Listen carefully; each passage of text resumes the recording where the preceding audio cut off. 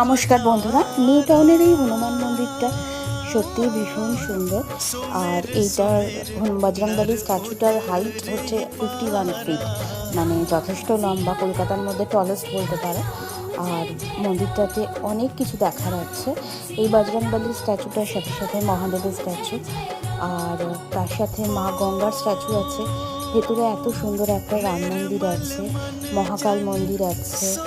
মন্দিরের ভেতরে photography prohibited, কিন্তু বাইরে ফটোগ্রাফি করতেই পারো তোমরা।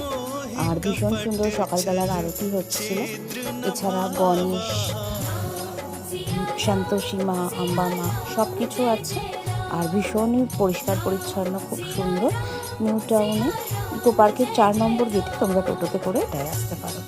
খুবই ভালো লাগবে তোমাদের।